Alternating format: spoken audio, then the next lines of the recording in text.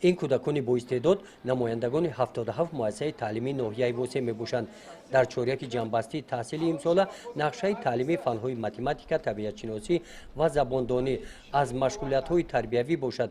افتخار وطنداری و قاعده‌های حرکت روح را با بهای اعلی از خود نموده ایستادند. با مقصد معین نمودن خواننده بهترین سال آنها در آزمون دانویک اشتراک میکنند. در ناحیه وسه این آزمون در زینه اول تحصیلات به راه مانده شده با اشتراک شماره داوطلبان امسال در سطح بلند دایر گردید. آموزگاران میگویند که برگزاری آزمون‌ها و اشتراک کودکان در چنین چاره‌بینی‌ها برای اشتراک ورزیدن در آزمون‌های جمهوریوی به آنها راه می‌گشاید.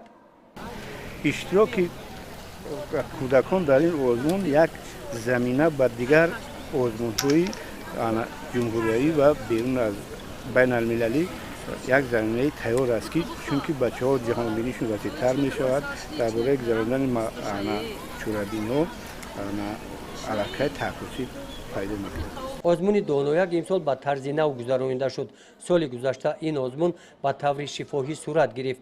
امسال باشد آن به طور تستی گذشت. با این شکل گذرانیدن آزمون بر رشد دانش ذهنی و انکشاف تفکر کودکان تاثیر خوب می‌رساند. اندیشه دارند متصدیان آزمون.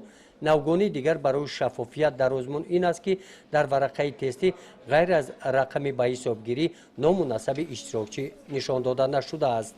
سوال‌ها رو از همه فن‌ها مثلا در همین سکوی دیگه کدام فن‌ها که می‌رزه زبان روسی، زبان انگلیسی، متماتیک، طبیعت شناسی و همین زبان با طور تستی گرفته شده و برای آسانی کار با طور تستی گرفته گیرند.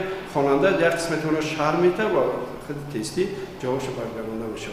من در حقیقت چطوری که از رفت دیده دیدیم در حقیقت شوق حواس زیاد است. ما باید نمیخواد کنیم که کاری کنیم که آینده خواننده خودش همون خود فن خودش فن دوستای خودش قبول کنن یا که اختصاص دوستای خودش کنه که با طریق مرکز ملی تحصیل و خود دانشگاه عالی داخل شد.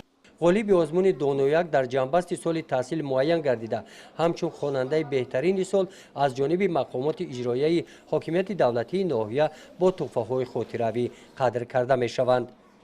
گزارش خوجا نظریف خدای نظر ظهوروف از ناحیه وسه برای برنامه اطلاعاتی نوید.